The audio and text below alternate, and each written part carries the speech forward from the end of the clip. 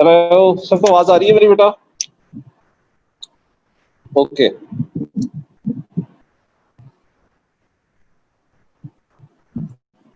I have my audio.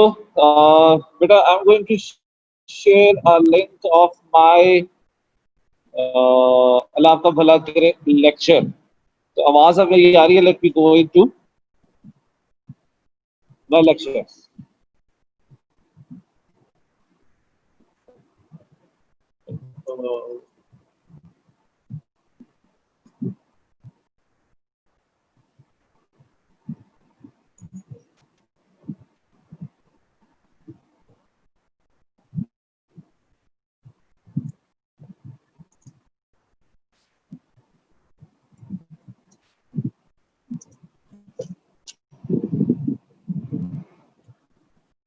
Alright बेटा, एक second में दोबारा से कॉल दूसरा मेरा जरा लिंकिंग शेयर थोड़ा सा बुरा हो रहा है।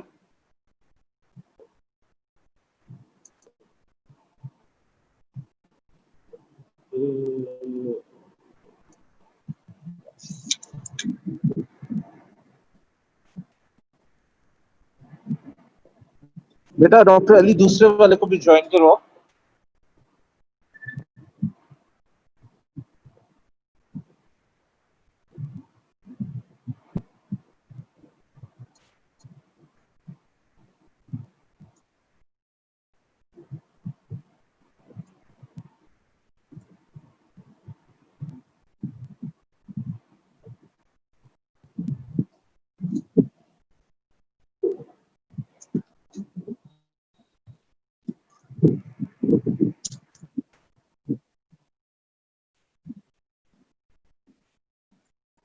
बेटा नया लिंक भेजो। आज की मीटिंग का नया लिंक भेजो।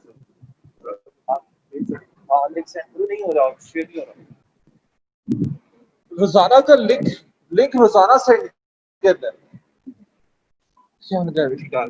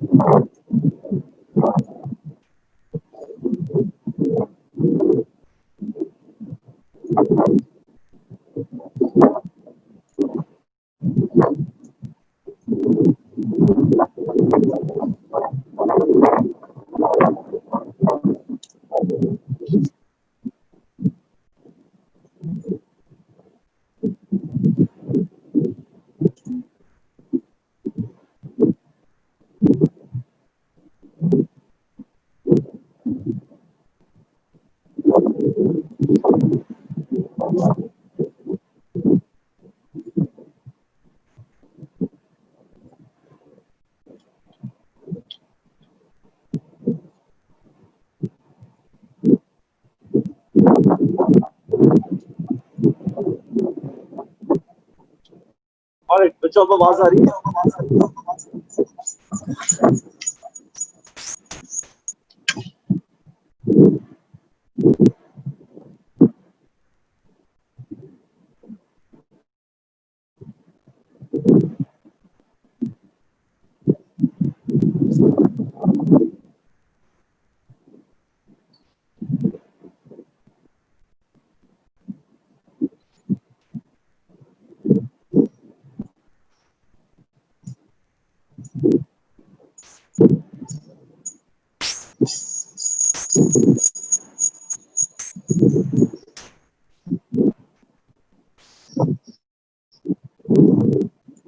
Okay, sorry for the delay of these minutes.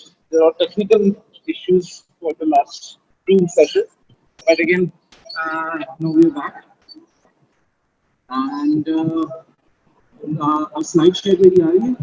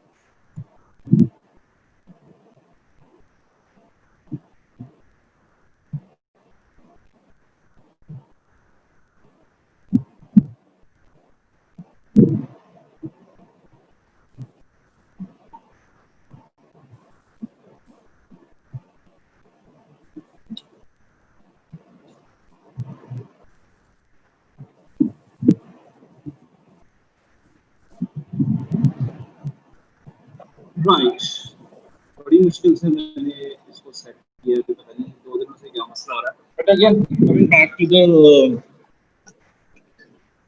Meeting, now we have glycogen. कल हम लोगों ने एचएमपी शंट पढ़ा। आज एचएमपी शंट के अलावा जो चीज हम आज पढ़ने वाले हैं, that is everybody has the screen and voice, right? किसी को कोई प्रॉब्लम है? शेयरिंग सही हो रही है? Very good. अच्छा, जो चीज आज हम लोगों ने पढ़नी है, that was even a part of the education yesterday, जो मैंने आपको पढ़ाया। कल हम लोगों ने एचएमपी शंट पढ़ा था, आज हम लोग उसको फॉलो पे उसके साथ साथ ग्लाइकोजिनोलाइसिस या glycogenolysis is the term to study today. ठीक है, ग्लाइकोजिनोलिसिस। कल हम लोगों ने ये चीज जो पढ़ी थी वो दैट वाज ग्लाइकोजन सिंथेसिस थी, जो थोड़ी बहुत कल मैंने आप लोगों को कराई थी। But along with that, today I want to continue that in another form of that glycogen synthesis or breakdown, जो कि कल हम लोग कैरी आउट कर रहे थे और उसको आज हम आगे लेके जाते हैं। In that form of re-education, हमें कल हम लोगों ने बताया था एक ही पाथवे जो एचएमपी शंट के अंदर जा रहा है, उसी पाथवे के अंदर आपका ग्लाइकोजन मेटाबॉलिज्म साथ साथ चल रहा है।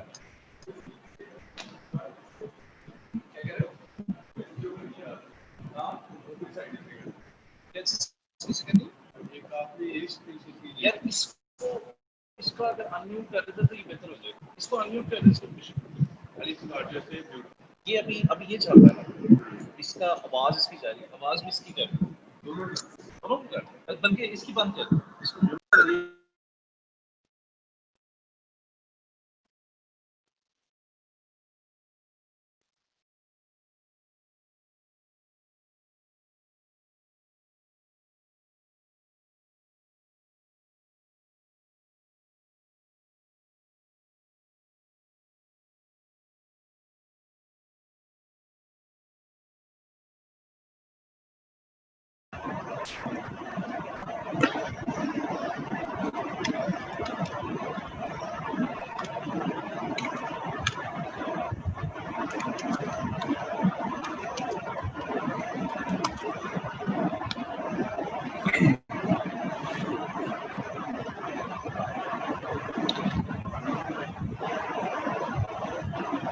अच्छा जी, अब मेरी आवाज आ रही बेटा? आप देखो, now he's gone to fix it and we changed. ठीक है बेटा। अच्छा, स्लाइड शेयर भी थैंक यू बेटा सारे फीडबैक का। अच्छा, the topic today we are going to talk about that is glycogenolysis. ठीक है, कल भी हमने फॉर्चुनेटली और अनफॉर्चुनेटली इसके ऊपर काफी बात कर ली, क्योंकि एचएमपी शंट बगैर ग्लाइकोजन के आगे फॉरवर्ड नहीं होता। But glycogenolysis as of itself एक अनदर पार्ट है इस टॉपिक के रिवीजन में पहले आप लोगों को बता दो बेटा, for what you need to do about this revision, और वैसे भी आपको एग्जाम पॉइंट ऑफ व्यू से ग्लाइकोजन मेटाबॉलिज्म से ज्यादा ग्लाइकोजन सिंथेसिस के ऊपर जोर देना चाहिए। बट अगेन आपने पीछे जब ग्लाइकोजन सिंथेसिस और ये सारे कुछ करवा रहे थे तो जो कि आप लोगों ने पढ़ी होगी वो था branching enzymes and debranching enzymes. This is the only way जहां से आप ब्रांचिंग और डी ब्रांचिंग एंजाइम्स का एप्लीकेशन पढ़ते रहोगे। And now for that reason हम आगे चलते हैं। Glycogen is a polymer of glucose residues. हमें पता है कि ग्लूकोज का स्टोर फॉर्म्स हमेशा ग्लाइकोजन कहलाता है, ठीक है। वो ह्यूमन बीइंग्स के अंदर that is the only way जहां पे आप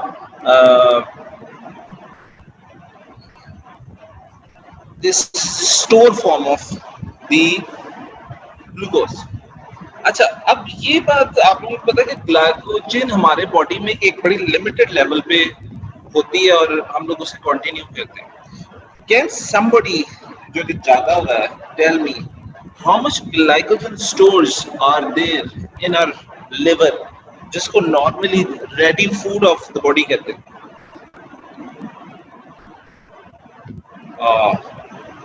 नहीं किसी ने बताना है। अदीब, कम ऑन यार।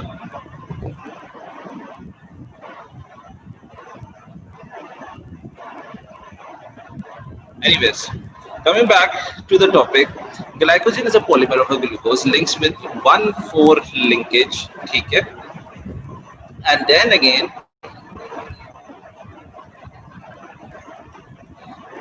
and 1,6 glycosidic bonds. अच्छा, ब्रांचिंग टू डी ब्रांचिंग की मैंने बात अब इस स्लाइड पे देखें जहां पे मेरा माउस फिर रहा है। दिस इज 6 and 1, ठीक है। 6 carbon of one main polymer of glucose attached with the other polymer of a glucose or maybe some glucose parts, and that is 1,6 linkage, ठीक है, 1,6। the other linkage जो कि एक से दूसरे, दूसरे से तीसरे में है, वो 1,4 लिंकेज। जब हमने ग्लूकोज की मेटाबॉलिज्म करनी होती है तो एज एवरीबॉडी नोज, प्लीज बेटा बी हियर अटेंटिवली, इस छोटे से पॉइंट को सुनना, इसमें इससे बड़ी कोई बात नहीं है। कल मैंने काफी डिटेल पे भी इस पे बात कर ली। Again there is nothing much to understand out of it other than this little point. हमें पता है कि ग्लूकोज के मेटाबॉलिज्म के अंदर हम एक ग्लूकोज का मॉलिक्यूल लेते हैं, उसको तोड़ना शुरू करते हैं, glucose 1,6 phosphate, glucose 2,6 phosphate, fructose 1,6 phosphate. इसी तरह हम उसको डाउन द स्ट्रीम तोड़ते हुए पायरुवेट से हम लोग आगे टीसीए साइकिल शुरू कर देते हैं, राइट। अब जो चीज अभी आपके सामने डायग्रामेटिकली पड़ी हुई है, this is a structure of a glycogen, जिसको तोड़ के छोटे छोटे ग्लूकोजेस में बनाना। The only difference between a glycogen and a glucose for the breakdown is the same thing. Glucose के अंदर हम लोगों ने ये ग्लाइकोसिडिक बॉन्ड्स तोड़ने होते हैं, जो कि एक नॉर्मल पॉलीमर ऑफ ग्लूकोज में ये 1,4 ग्लाइकोसिडिक बॉन्ड्स हो गए, ठीक है। बट इन दिस कंडीशन हमने इसके branching, this is branching out, branching bonds भी तोड़ने। So the whole difference actually comes from the same place कि आपने branching तोड़नी। अब glycogen chains and branches are longer than shores. Glycogen is stored in a glycogen predominantly in the liver and the muscle cells. किसी ने मुझे नहीं बताया liver में कितना store होता है बेटा, that is an important question। कितना होता है liver में glycogen? Oh, सारे सो रहे हो। But the amount of glycogen, make sure this remember, this comes as an MCQ. The stored amount of glycogen is always 100 milligrams in liver and up to 300 milligram into muscle cells. There are 10%. What is 10%? 100 milligram. Shaheer, oh Shaheer वापस आ गया, कल absent था ना शहीर।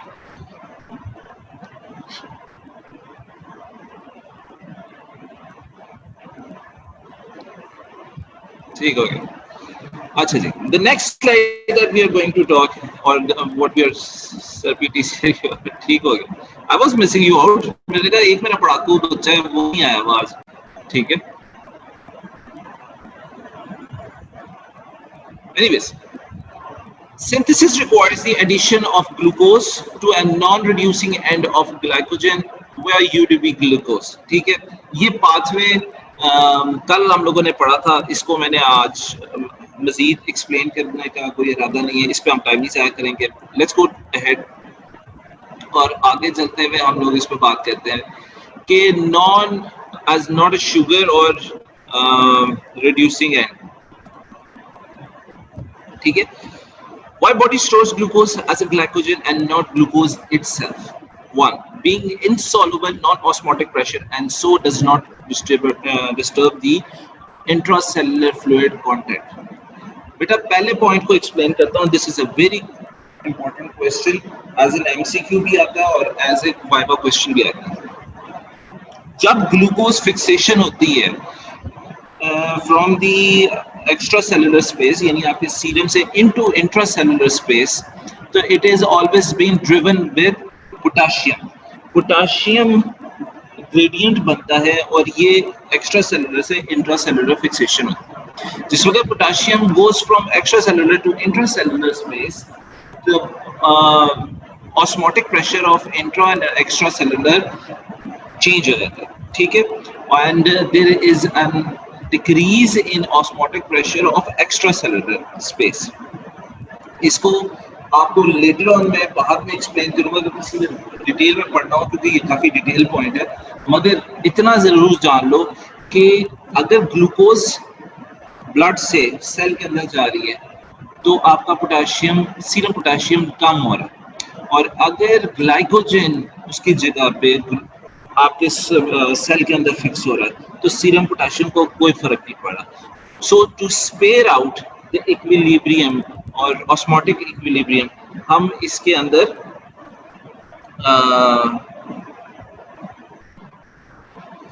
इसको participate किया। दूसरा, it has a higher energy than corresponding way of glucose. दूसरी बात, जैसे कि सबको पता, शहीर को तो बहुत अच्छा पता होगा कि आपकी जो एनर्जी प्रोड्यूसिंग चीज है इस पूरे पाथवे के अंदर, वो आपका ग्लाइकोसिडिक बॉन्ड्स है, ठीक है। जब ग्लाइकोसिडिक बॉन्ड्स की आप बात कर रहे हो तो ऑब्वियसली ग्लाइकोजन के अंदर, जैसे मैंने अभी स्ट्रक्चरली दिखाया था आपको, जो आपके ग्लाइकोसिडिक बॉन्ड्स हैं इसके ग्लाइकोजन के, वो दो, there are two types of glycogenic bonds जिनको हम लोग एड्रेस कर रहे हैं। वेयरएज कि जब हम लोग बात कर रहे हैं इसकी ग्लूकोज की, तो उसके अंदर एक ग्लाइकोजेनिक बॉन्ड की वो ग्लाइकोसिडिक बॉन्ड की बात करें। तीसरा, ready brokenly down under the influence of hormones and enzyme into the glucose in the liver to main blood glucose level and lower the immediate skeletal muscles around। तीसरी जो सबसे significant point आप लोगों ने, ये सवाल आना है बेटा, इसको इसी तरह रट लो या लिख लो या मेरी स्क्रीन को कॉपी कर लो। This is the answer of the question कि why is the source of during post-fed state where glycogen is the source of energy for the body, not glucose. So this is the answer to that, ठीक है। इसको इसी तरह रट लो। जो दूसरा इसका सवाल का जवाब आता है वो ये होता है कि this is being stored into the liver most probably, ठीक है। जब लिवर में ये स्टोर हो जाता है तो स्टोर होने का मतलब ये है, sorry, into the muscle store हो जाता है, इसलिए the ready energy of the locomotion आपकी मसल से आ रही होती है। So muscles they can work well and they have a ready source of energy for themselves as well. So these are the 3 points for this. And then types of metabolism, anabolic और catabolic. Anabolic is glycogen metabolism और catabolic is glycogen metabolism, ठीक है जी। Glucose और glycogen के दरमियान में ये थोड़ा सा फर्क है। टाइप्स ऑफ ग्लाइकोलिसिस, इसको छोड़ दो, इधर आ जाओ। थर्ड पॉइंट रिपीट करता हूं, going back to the third point. Third point ये है बेटा कि ये जो form of stored energy source है. This is inside the muscles as well. तो आपकी लोकोमोटिव एनर्जी या किसी काम की करने की एनर्जी आपके मसल्स को चाहिए होती है, आपके मसल्स से मूव करना होता है. So this is a readily available food even more than liver inside your muscles and it can easily be degraded there as well. ठीक है. तो जो ग्लाइकोजिनोलिसिस है वो लिवर के अलावा मसल्स में भी हो जाती है. So this is the other way कि इसकी बहुत रेडीली फॉर्म ऑफ एनर्जी आपको अवेलेबल हो जाती है. ठीक है.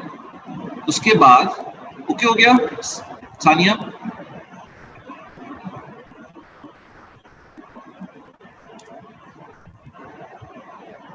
यस. अच्छा जी. अब इसके अंदर थोड़ा सा आप लोगों ने बॉन्ड्स को थोड़ा सा समझो ताकि मैं इसके आगे जाऊं. हमें पता है कि pyruvate is the form of the glucose और is the product of the glucose जो कि मेटाबॉलिज्म में जाएगा टीसीए साइकिल. ठीक है. ग्लूकोज और ग्लाइकोजन के अंदर फर्क 1 फॉस्फेट और 6 फॉस्फेट. इसको इस स्लाइड पे ज्यादा एक्सप्लेन करता हूं. फॉस्फोग्लूकोम्यूटेज एक्टिविटी. अब जो एंजाइम हमें ग्लाइकोजन को तोड़ने के लिए चाहिए दैट इज फॉस्फोग्लूकोज म्यूटेज की वो एंजाइम है और उसकी एक्टिविटी क्या है. ठीक है. ये जो एंजाइम है ये इसके पास आप ऐसे समझें इसके हाथ में ढेर सारे फॉस्फेट्स होते हैं. ठीक है. और इसने फॉस्फेट्स को क्या करना होता है, ये जब ग्लाइकोजन के ऊपर आता है इसने फॉस्फेट्स ग्लाइकोजन को ऐड ऑन करते होते हैं. ठीक हो गया. सो आप देखिए enzyme plus glucose 6 phosphate, enzyme glucose 1,6 bis phosphate and enzyme plus glucose 1 phosphate. ठीक है जी. So when this enzyme comes inside तो ये एक इसके ग्लूकोज के 6 कार्बन के ऊपर एक फॉस्फेट ऐड हुआ होता है क्योंकि 1,6 लिंकेज चल रही होती है. ठीक है. उसके अलावा ये क्या करता है ग्लूकोज के 1 कार्बन के ऊपर मैं अगर आपको कहते हो तो मैं स्लाइड चेंज करके आपको उसकी डायग्रामेटिक एग्जांपल दूं. मगर है ग्लूकोज के 6 कार्बन होते हैं, 1,6 लिंकेज ऑलरेडी चल रही है, मगर जो पिछला वाला कार्बन है उसके ऊपर 1 के ऊपर ये फॉस्फेट ऐड कर रहा है. सो आप समझे फॉस्फोग्लूकोम्यूटेज का काम सिर्फ क्या है, इसने फॉस्फेट ऐड करना है. Let's see. यहां पे देखें ये दिस इज ग्लूकोज 1 फॉस्फेट. ठीक है. अब ग्लूकोज 6 फॉस्फेट, ग्लूकोज 1 फॉस्फेट और 6 के साथ दरमियान में लिंकेज ऑलरेडी चल रही है. ठीक है. अब glucomutase activity catalyses and reversible reaction glucose 1 phosphate into glucose 6 phosphate. इसके 6 के ऊपर भी यहाँ पे भी जहाँ पे ऑलरेडी अब इसके यहाँ पे 6 के ऊपर कोई नहीं है, जहाँ पे मेरा माउस है यहाँ पे फॉस्फेट कोई नहीं है. अगर यहाँ पे मैं ये फॉस्फेट ऐड कर दूंगा बेटा तो क्या हो जाएगा, इसकी पोलैरिटी इधर से खत्म होकर यहाँ पे और यहाँ पे दो बिस फॉस्फेट हो गया दोनों दो जगहों पे. Make sure you remember there is a difference between a biphosphate and a bisphosphate. Bisphosphate is a compound or is a molecule having 2 phosphates at 2 different places rather than having 2 phosphates जैसा ATP है वो triphosphate है. ठीक है. वो एक ही जगह पे यहाँ पे एक फॉस्फेट लगा है, दूसरा लगा हुआ है, तीसरा लगा हुआ है. ठीक है. एक ही जगह पे 3 फॉस्फेट लगे हुए हैं. ये बिसफॉस्फेट बनने जा रहा है. एक यहाँ पे फॉस्फेट लगेगा, एक यहाँ पे फॉस्फेट लगेगा. द मोमेंट यहाँ पे फॉस्फेट लगा इसका बॉन्ड इससे टूट जाएगा, ये एक अलग मॉलिक्यूल ऑफ ग्लूकोज बन जाएगा 1 by 1, यानी ये सेपरेट होना शुरू हो जाएगा. ठीक है. A serine hydroxyl activity site donates and accepts a phosphate या inorganic phosphate. ये PI बड़ी जगह पे आया है. All of you please, जिसे नहीं आता वो नो सर लिखेगा, जिसे आता है वो आंसर लिखेगा. Who is responsible for this inorganic phosphate? सब बताओ. Everybody participate. सोएगा कोई नहीं, मुझे सारे बताओ. ठीक है. नाज़ीम ने बताया. आगे चलो बेटा. Always आगे चलो. I need. No sir. आगे चलो. मुझे आंसर चाहिए ताकि मुझे सबका बताओ कि फिर बुला।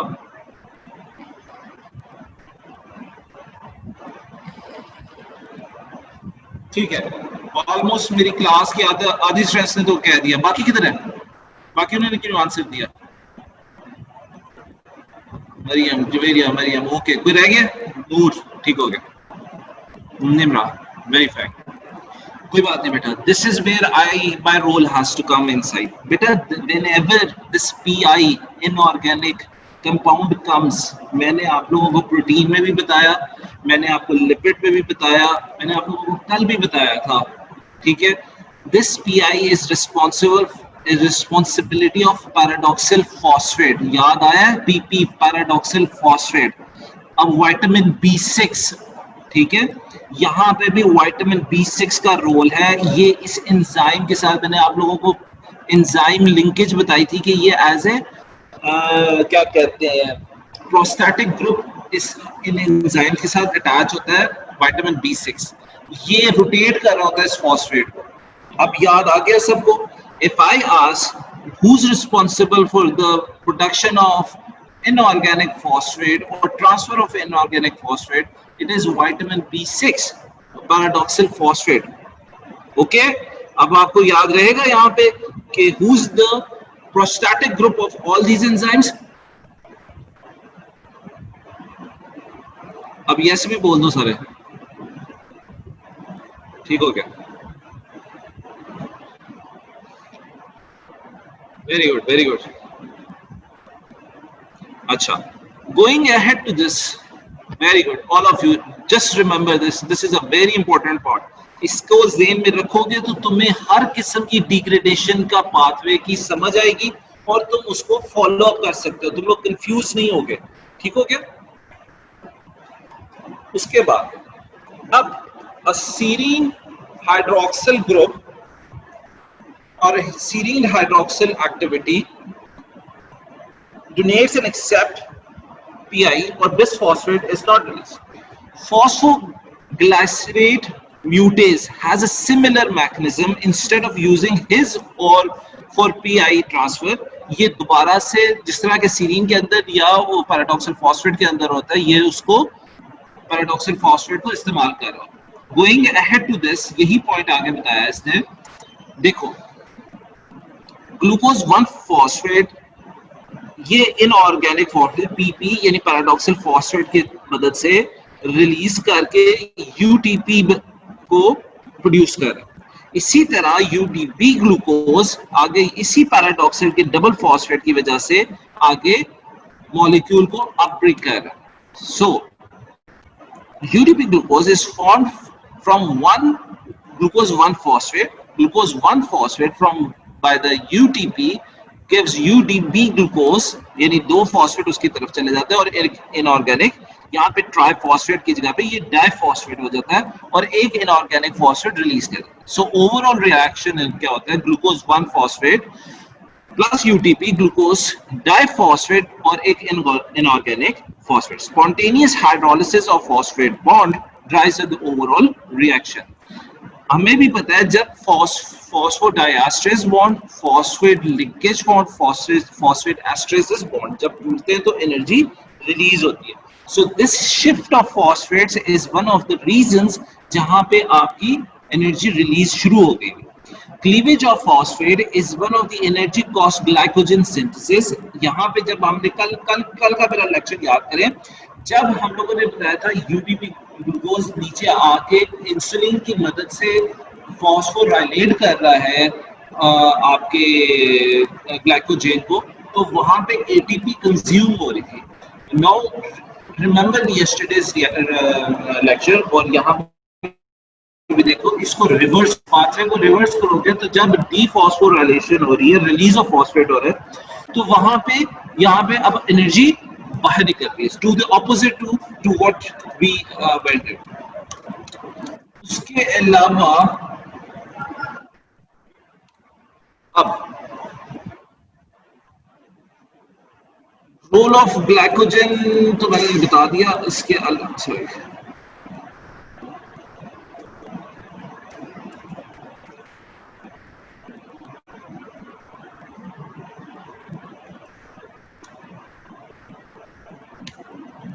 अच्छा जी, अब जो नेक्स्ट स्लाइड आपने देखी है, ग्लाइकोजन के अंदर अब हमारे पास दो ब्रांचेस होगी, जहां तक आपने एक लीनियर ब्रांच टाइप होगी और एक आपकी ब्रांच टाइप होगी. सो glucose goes to one phosphoglucobutase, इसको ग्लूकोज 1 फॉस्फेट को ग्लूकोज 6 फॉस्फेट के अंदर कन्वर्ट करता है. Glucose 6 phosphate releases the paradoxal phosphate and this goes as a glucose into the liver.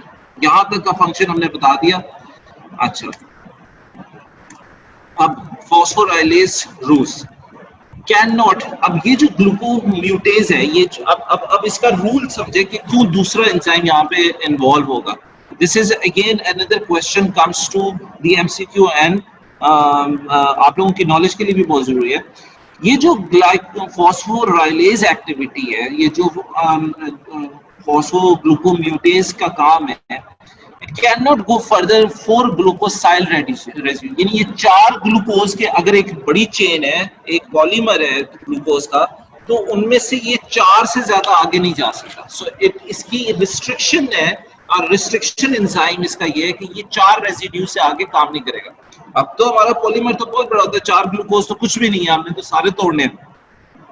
आप भूखे बैठे हुए, रात का खाना खाया हुआ, सुबह सवेरे डॉक्टर अली के मत्थे लग गए हो, चार ग्लूकोज ने क्या करना है, चार से ज्यादा चाहिए. सो 3 of them are attached to 1,6 linkage, उनमें से 3 तो 1,6 linkage के साथ साथ साथ चल रहे हैं, 1,4 linkage पे.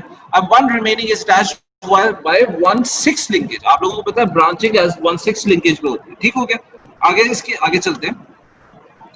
फिर आ जाता है दूसरा एंजाइम जो कि डी ब्रांचिंग एंजाइम्स के ऊपर काम करता है, जिससे ब्रांचेस कहते हैं. वन, इसकी दो टाइप ऑफ एक्टिविटीज है.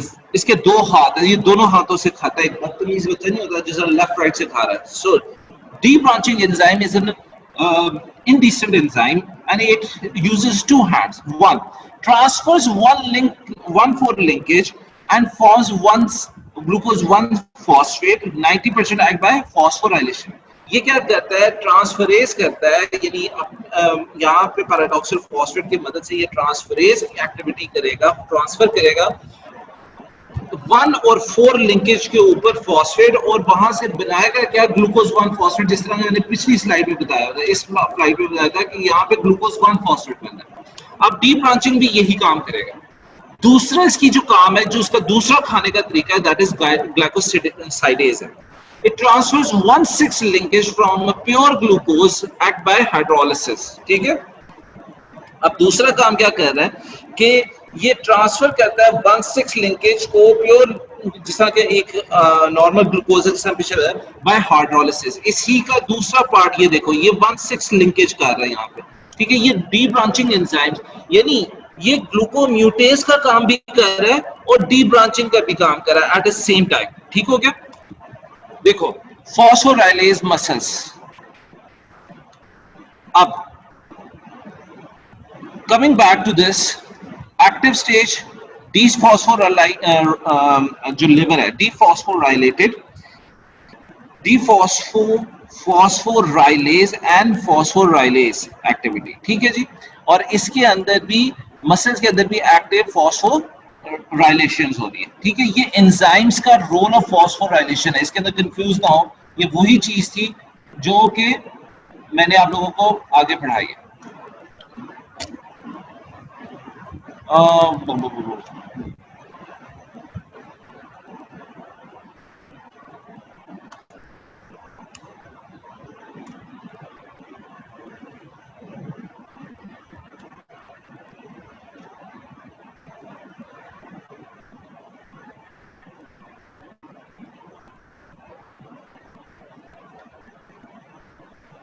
सॉरी, मैं दरम्यान से आप लोगों को थोड़ा सा स्लाइड को आगे पीछे ले जाऊं.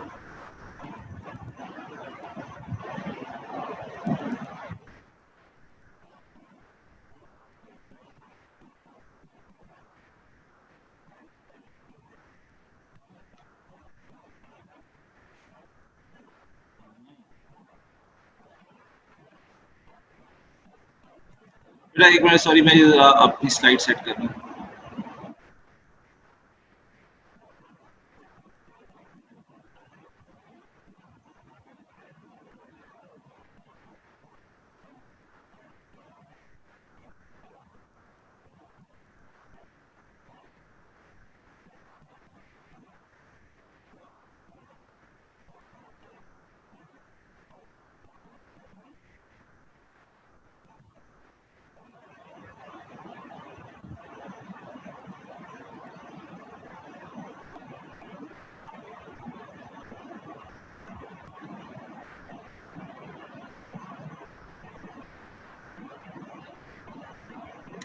ऑलराइट।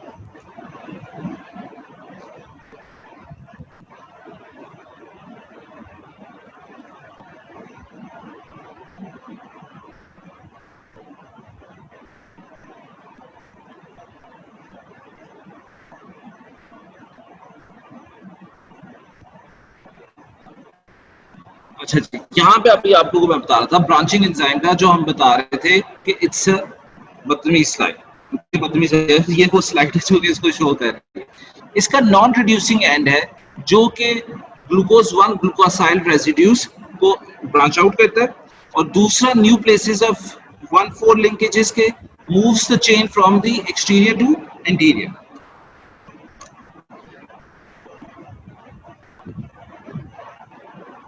ये आपका ग्लाइकोजन सिंथेसिस वाली ग्लाइकोजन सॉरी, मैं एक बड़ी अच्छी स्लाइड आप लोगों को शो करना चाह रहा था। यस, सो अभी तक हम लोगों को, सॉरी थोड़ा सा ये स्लाइड्स आगे पीछे हुई हैं, दोबारा से कंफ्यूजन हो गई होगी, मैं दोबारा से वापस रिपीट कर देता हूँ। आपके पास दो किस्म के एंजाइम्स हो गए, एक डी ब्रांचिंग एंजाइम हो गया और एक आपका glucophosphomutase active mutase enzyme हो गया। इन दो एंजाइम्स का काम क्या था? जो म्यूटेज एंजाइम का था वो 1,6 लिंकेज को उसने तोड़ना था। ठीक है, पहली बात रिपीट ये हो रही है, वो 1,6 लिंकेज को तोड़ रहा है। 1,6 linkage linear polymer of glycogen के अंदर होती है।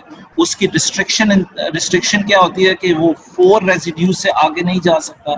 उसके बाद आपका डी ब्रांचिंग एंजाइम आ जाता है। डी ब्रांचिंग एंजाइम का क्या काम है कि ये एक 1,4 लिंकेज और दूसरी बात 4 रेजिड्यू से ऑनवर्ड तोड़ता है। और ये क्या करता है, तोड़ने के बाद ये तीन तीन रेसिड्यूज बना के पीछे दोबारा से ग्लूकोज के अंदर कन्वर्ट करना शुरू करता है और ये ऑनवर्ड ब्रेकआउट करता है। ठीक हो गया। इस सारी चीज को रेगुलेट क्या करता है, रेगुलेशन ऑफ ग्लाइकोजन मेटाबॉलिज्म क्या करता है? सबसे पहले ग्लाइकोजन फॉस्फोराइलेज और ग्लाइकोजन सिंथेज। ठीक है, डिक्रीज इन ग्लूकोज लेवल जिस वक्त आप नॉन फैट स्टेज पे हैं, requires active high energy state, inactive low energy state. ठीक है जी। अब और दूसरी बात, जो फॉस्फोराइलेज की एक्टिविटी है, increase in glucose level, active low, ठीक है, एनर्जी स्टेट और इनएक्टिव हाई एनर्जी स्टेट। ठीक है। अब आप देखो कि फॉस्फोराइलेज जो कि एंजाइम है, ग्लाइकोजन फॉस्फोराइलेज, वो एंजाइम है जिसने इसको तोड़ना है, या इसकी ब्रेकडाउन में जिधर हम चल रहे हैं, कल हम चल रहे थे ग्लाइकोजन सिंथेज के ऊपर, अब हम चल रहे हैं ग्लाइको फॉस्फोराइलेज के ऊपर। अगर इसका काम क्या है, इसका यहाँ पे लिखा हुआ है increase glucose level, this is the product of increase glucose level. Alright, इसने आयशा क्लियर है? अब ये इसका ब्लर होना मेरे साइड से तो, एक और दफा मैं आगे शुरू करता हूँ।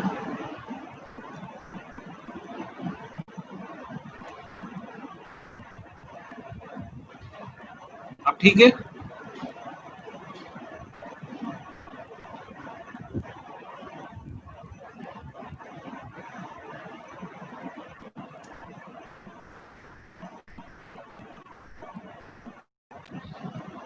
मेरे ख्याल से बेटा ये इंटरनेट का इश्यू है, मेरे मेरे एंड से तो मैं तो शेयर कर प्रॉपर शेयर कर रहा हूँ।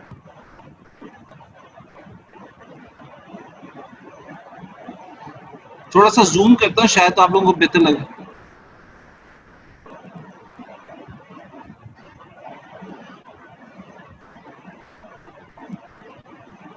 आप नजर आ रहा है?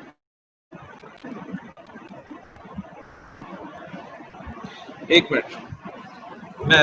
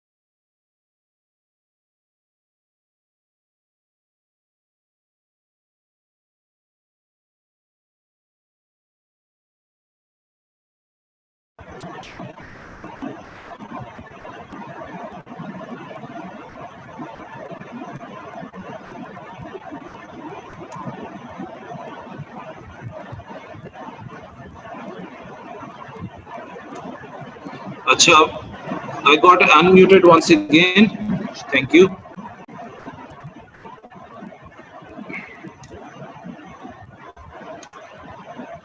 अब देखो बेटा, अब आप लोगों को क्लियर आ रही है? हाँ।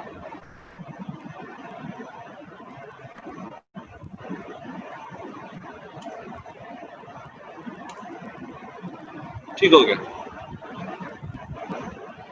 That is one of the complication of internet. अच्छा, coming back to regulation of glycogen metabolism. इस स्लाइड में आप लोगों को मैं बता रहा था ग्लाइकोजन के ऊपर दो किस्म की एक्टिविटीज हो रही है. Glycogen synthase, this part of my screen हमने कल पढ़ा था, ठीक है. ये glycogen phosphorylase, this part of my screen हमने आज पढ़ा, ठीक है. इसके अंदर क्या हो रहा है कि ग्लूकोज लेवल इंक्रीज हो रहा है with the help of glycogen phosphorylase. Glycogen phosphorylase glucose increase कर रहा है आपकी सीरम के अंदर. वेयरएज ग्लाइकोजन सिंथेज क्या कर रहा होता है, glucose decrease. I can see the slide clearly. Okay, alright everybody, I have it clear as well now. हाँ, सारे बच्चे यही कह रहे हैं. क्लियर है, पहले नहीं था, ब्लर था, बाकी ब्लर. अच्छा, coming back to my lecture. Glucose synthase क्या करता था कि आपका सीरम ग्लूकोज को कम करता. अब कहने का मकसद क्या है बच्चों, इस चीज को अंडरस्टैंड करो कि ग्लाइकोजन फॉस्फोराइलेज एक्टिविटी इनिशिएट होती है पोस्ट फेड स्टेट पे या एनर्जी डिप्राइव्ड स्टेट पे. ये तो हम लोगों को पता है कि रिजर्वायर्स उस वक्त तोड़ेंगे जब हम लोगों के पास वैसे खाने वाला मीठा कम है. सो इसका काम क्या है कि ये लो एनर्जी स्टेट के अंदर, यानी कि लो एनर्जी स्टेट वो है कि जो आपका आपने खाया कम हुआ है, ग्लूकोज की अवेलेबिलिटी कम है आपको, तो इसे लो एनर्जी स्टेट कहेंगे, ठीक है. ये एक फिजियोलॉजिकल टर्म हो गया. ये उस पे एक्टिवेट होगा और एक्टिवेट होने के बाद इंक्रीज करेगा ग्लूकोज लेवल. और जब हाई एनर्जी लेवल स्टेट है या हाई एनर्जी फैट स्टेट है, उसके अंदर ये इनएक्टिव रहेगा क्योंकि इसने मजीद ग्लाइकोजन स्टोर करवाना. Similarly going to the next slide, इसी का ग्लाइकोजन फॉस्फोराइलेज एक्टिविटी अब ब्रिंग होती है मेकिंग एनर्जी और डिक्रीज ग्लूकोज लेवल के अंदर, ठीक है. और ग्लाइकोजन सिंथेसिस ऑब्वियसली हम काउंटर पार्ट है एक दूसरे के. अब इसकी फर्दर मॉडिफिकेशन क्या होती है, एक तो ये कोवलेंटली कंट्रोल होते हैं हार्मोन्स के साथ. आप लोगों को पता है there is one control of hormone था जिसके अंदर पहले इंसुलिन की वजह से यूडीपी ग्लूकोज वाला पाथवे और इसकी फिक्सेशन, ठीक है.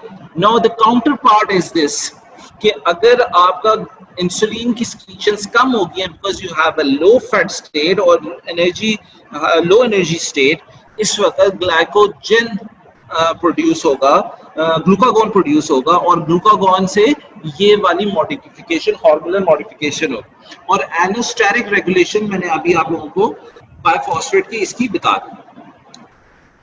अब देखिए इंसुलिन वाला काम हमने कल देखा, ठीक है. सबने ये यू रिमेंबर कल वाला इंसुलिन वाला पाथवे मैंने कल पढ़ाया था. Everybody remembers that, right? अब हम लोगों ने पढ़ना है ग्लाइकोजन प्लस एपिनेफ्रिन वाला, जो कि that was a counterpart, कल भी मैंने बताया था. Make more glucose to low the glucose level, activate glycogen phosphorylase, ठीक है. और इनएक्टिव ग्लाइकोजन सिंथेज. एपिनेफ्रिन का मैंने कब आप लोगों को रोल बताया था, मैंने कहा था फाइट फ्लाइट के अंदर तीन जो एफ वाले स्टेट्स हैं जिनके अंदर आप लोगों की ऑटोनॉमिक सिस्टम के हिसाब से आप लोगों की एक्टिविटी बढ़ती है. उसके अंदर ग्लाइकोजन सिंथेज की एक्टिविटी को पहली दफा तो बंद करेगा कि स्टोरेज बंद होगी. ग्लाइकोजन फॉस्फोराइलेज को एक्टिवेट करेगा। इसने क्या करना होता है, इसने 1,6 लिंकेज के ऊपर फॉस्फोराइलेशन करनी होती है, इसने ग्लूकोज निकालना होता है ग्लाइकोजन के अंदर से। बेटा एवरीबॉडी इज देयर, सबको समझ आ रही है, सारे देख रहे हैं, ठीक हो गया। और जो तीसरी बात, thank you thank you thank you thank you thank you thank you, जो तीसरी बात है, make more glucose to contribute into the blood glucose level, right. अब there is another slide to understand all that. Yes.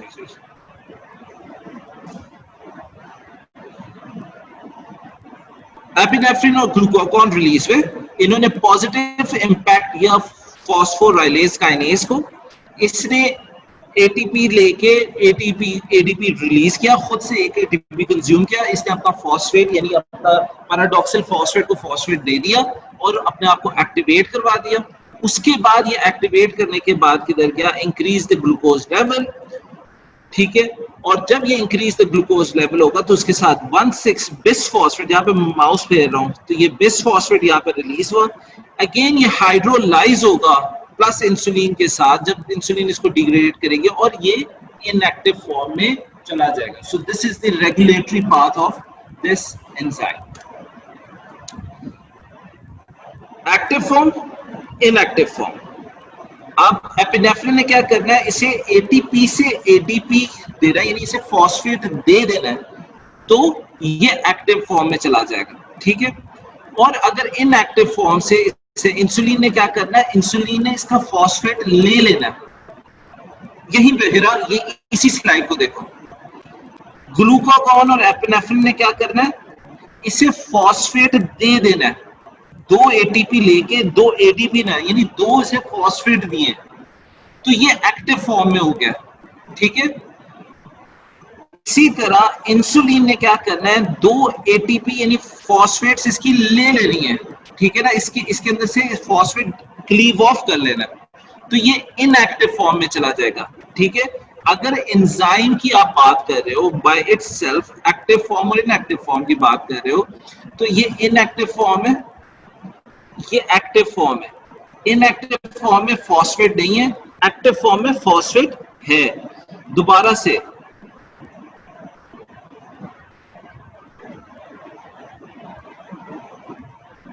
इसकी समझ आ गई है ना।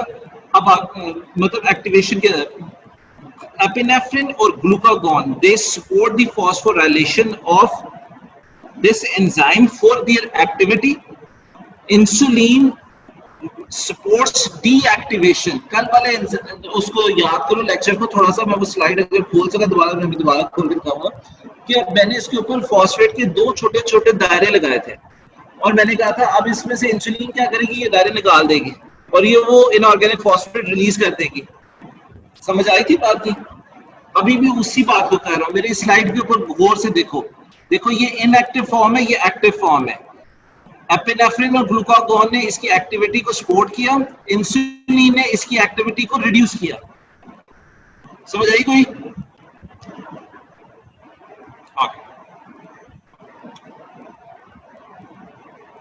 प्रोटीन फॉस्फेटेज 1 यानी PPP also regulates the metabolism. Glycogen synthesis and breakdown are reciprocally regulated. इसकी एक और रेगुलेशन का पार्ट भी पढ़े। अब आपका एपिनेफ्रिन आया, एडिनाइलेट साइक्लेज को एक्टिवेट किया, एटीपी को साइक्लिक एएमपी के बना दिया, यानी इसमें से फॉस्फेट ले लिया, और प्रोटीन काइनेज ए को प्रोटीन काइनेज ए एक्टिविटी। अब ये प्रोटीन काइनेज ए क्या करेगा, कल वाले लेक्चर को याद करो कि ये एज ए ग्लू 2 वर्क करेगा। ये फॉस्फोराइलेट काइनेज को फॉस्फोराइलेज काइनेज के एक्टिवेशन के अंदर लेके जाएगा, ठीक है। और फिर phosphorylase becomes phosphorylase active form, यानी बी से ए में। अब इस पूरे पाथवे के अंदर आप देखोगे एपिनेफ्रिन की वजह से क्या क्या चीजें एक्टिवेट हुई। यहां से ऑनवर्ड हम लोग से ये पीछे वाला सारा पाथवे अभी आप लोगों के काम कर रही है, ठीक है। मगर इतना सा काम मैंने कल बताया था कि प्रोटीन काइनेज ए काम करता है एज ए ग्लू 2 ट्रांसपोर्टर्स, ये लिवर के अंदर ग्लाइकोजन के ट्रांसपोर्ट के ऊपर काम कर। अब देखो एपिनेफ्रिन की वजह से फॉस्फोराइलेज काइनेज, ये जो रेड में है, ये एक्टिव फॉर्म में कन्वर्ट हुआ फॉस्फोराइलेज काइनेज एक्टिव में, जिसने एंड पे आपके नेट प्रोडक्ट यानी फॉस्फोराइलेज को एक्टिवेटेड किया। दूसरी फॉर्म में आप लोग यहां पे देखेंगे, इधर आके ग्लाइकोजन सिंथेज को, ये ग्लाइकोजन सिंथेज इनएक्टिव फॉर्म के अंदर कन्वर्ट कर रहा था।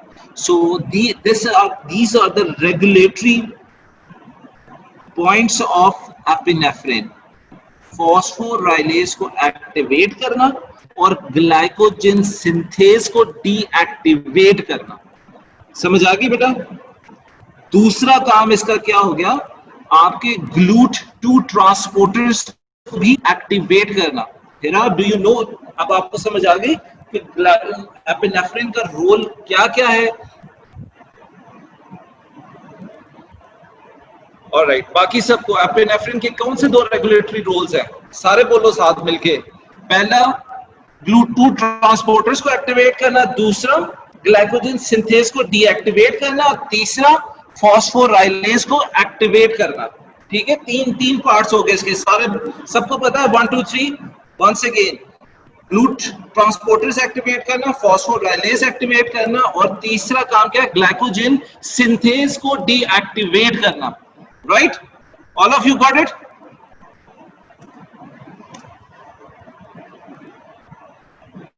गुड। अब देखो,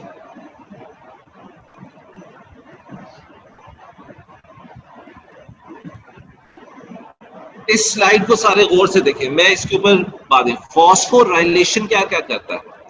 फॉस्फोराइलेज को एक्टिवेट करता है, सिंथेज को डीएक्टिवेट करता है, और इंक्रीज ब्लड ग्लूकोज करता है। ये फॉस्फोराइलेज एंजाइम है जो कि एपिनेफ्रिन की वजह से शुरू हुआ। अब ये डीफॉस्फोराइलेशन है, ये कौन कर रहा है? अफीरा मुझे ये बताओ, और शहीर दोनों बताओ, डीफॉस्फोराइलेशन कौन कर रहा था?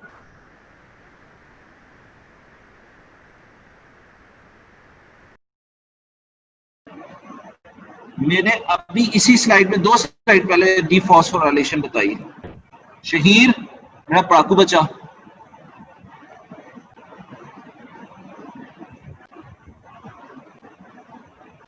बताओ जल्दी से। शहीर मेरा यू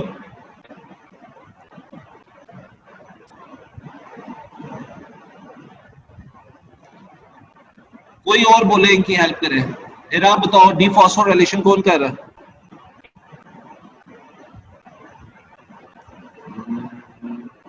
हाँ, मगर ग्लाइकोजन सिंथेज कर रहा है, बिल्कुल सही बात है। इसको पीछे से कौन रेगुलेट कर रहा है? जिस तरह हम अगर एपिनेफ्रिन कर रहा था, इधर इसका who is the mother of this phosphorylation? ये regulate, glycogen synthase regulatory enzyme नहीं है, इंसुलिन। Very good. फिर अफीरा, शहीर, इंसुलिन मैंने पिछले स्लाइड में बताया था। Ayesha, very good. ठीक है, इसकी काउंटर पार्ट इंसुलिन कर रहा है। जब इंसुलिन आपके जो फॉस्फोराइलेज एंजाइम है और उसमें से फॉस्फेट ले रहा है, तो ये डीएक्टिवेट कर देता है। ऑन द कॉन्ट्री पार्ट ये आपके सिंथेज को एक्टिवेट कर देता है। ठीक हो क्या? Very nice, very nice. Shaheer किधर है तू? लेक्चर में है?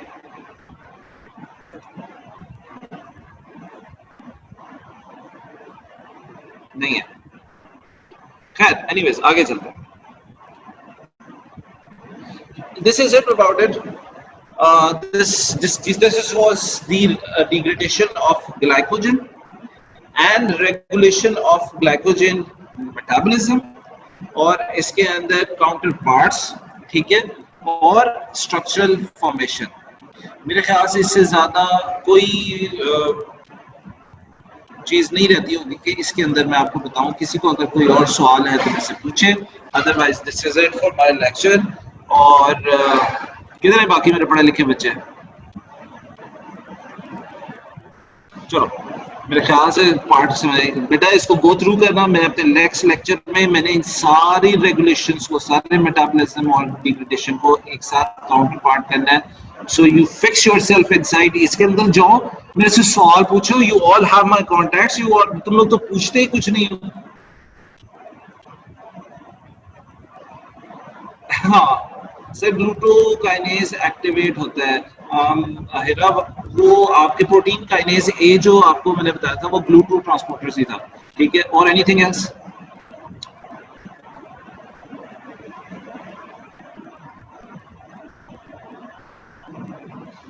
चलो, इट मींस कि आप लोग यू डन विद दिस. तो मेरी तरफ से अल्लाह हाफिज. My time of lecture is over. इंशाल्लाह कल मुलाकात होती है. फॉर नाउ, अल्लाह हाफिज.